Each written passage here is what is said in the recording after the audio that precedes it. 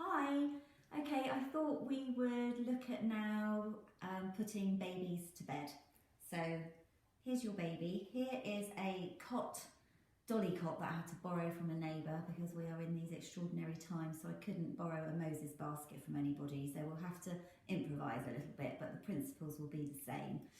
So we're just going to think about layers that your baby will have on when he or she is sleeping.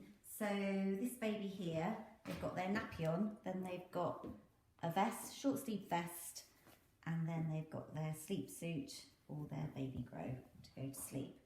And then you can see on the table we've got various blankets that we could choose to put on when your babies go to bed.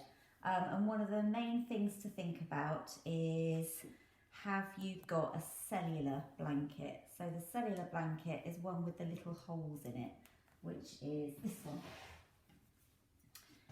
And this one is just really good because if it were to end up going over your baby's face at all, then there are the little holes to enable your baby to breathe. It's highly unlikely that it will go over your baby's face, but if it was to do so, they can breathe. And that's in contrast to blankets like this, the thicker ones, or there's these that you might get lovely hand knitted ones, but then your babies might get their fingers caught in it or something.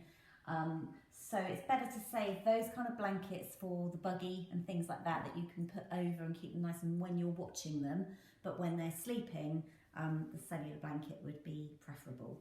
So in terms of putting them into bed, they've got these layers on, and then I'll send you a chart which will have the room temperature on, and then it tells you on the chart if the room temperature is X, then you put certain layers on. So it might be one sheet, one blanket, or one sheet, two blankets. So here, if you can just come over here a little bit and look at the makeshift cot that we've got there. I'm pretending rather that this is a mattress and that we've got a cotton sheet that's just wrapped safely all the way around the mattress and tucked in. And then you're going to pick up your baby gently, holding their head like this, and then you're going to place them on their back in the cot with their feet right at the bottom. So if you remember, feet to foot. So whatever you're putting them in to go to sleep, just make sure that their feet are all the way down, so that if they were to wriggle down at all, then they're not going to come under the blankets because their feet are right at the bottom of the cot. And then we're going to put one sheet, so cotton sheet like this, and then we're going to go for about sort of chest height, and we need to tuck everything in, so tucking right under the mattress, that side, and the same this side. This is going to be quite tricky because it isn't a proper mattress, but you can see the principle. So all of the sheet goes under, and all of the sheet goes under the mattress here, so that that's all really, really, really nicely tucked in. So you're making it quite tight and snug across your baby's chest. Some babies will like their arms to be in, and that's fine, and that will give them that sense of being cooched up and just like they were when they were in the womb. So they might like it like this. And some babies won't like that at all, and they will like to have their hands out, and you'll often find them with their hands sort of in that position when they're sleeping. But some babies much prefer being able to touch their faces, and so they won't like their arms in, they'll like their arms out.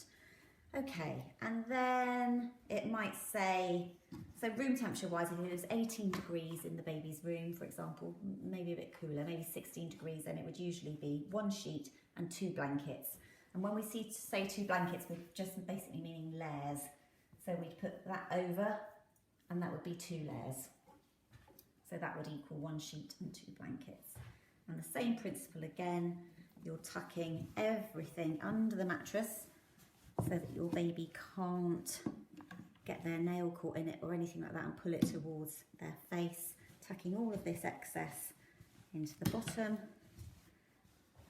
and tucking everything tightly around this side as well, so that they're nice and snug. Feet to the foot of the cot, on their back. The other principles would be having the cot somewhere that wasn't going to get too hot, so you wouldn't have it next to a radiator, or you wouldn't have it next to a window that could get really, really hot because of the sun. So you want to make sure that the air around them is nice and cool. No smoking around the baby. We know that that definitely decreases the incident of sudden infant death syndrome. Having your baby in your bedroom with you for the first 6 months, we know is a protective factor against sudden infant death. We also know that breastfeeding for the first 6 months is a protective factor. Yes, as well as the position, so feet to foot and being on their back. And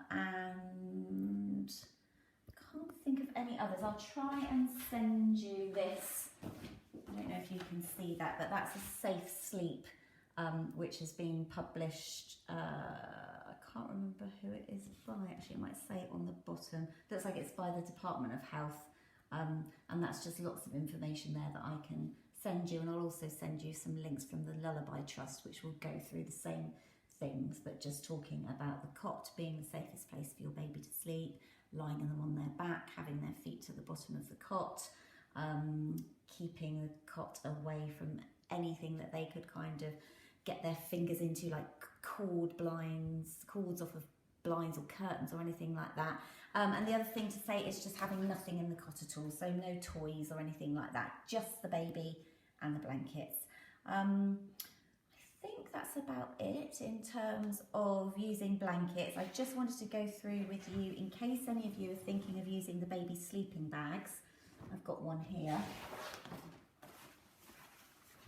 They come in different togs, so just look up which tog you have, and then it will say if the tog is a 1.0 tog, for example, then the baby would be in a vest like this and a sleep suit, and then the 1.0 tog sleeping bag if the room was a certain temperature, and if the room was colder then you'd probably use same clothes on the baby and then a 2.5 tog.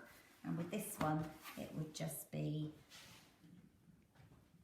your baby goes in like this. Your baby needs to be over about 9.5–10 pounds before they go in a baby sleeping bag. It will tell you on the packet of the sleeping bag the weight that the baby needs to be before he or she can go into one of these, and that's just a safety precaution, because if the baby is a small baby, we don't want them wriggling down. You can imagine kind of wriggling down into the bottom of the sleeping bag. It's very, very unlikely, of course, that would ever happen, but they just have that weight on there just to, as a precaution.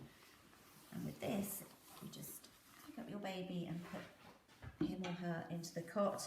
And then if there's any of this excess on the sleeping bag, because some of the sleeping bags you get are quite long to last the babies for quite a long time as they grow, just any of that excess, if you use the same principle and just tuck that underneath, so that again you have that feet to foot position and that there's no way that your baby can wriggle down into the sleeping bag.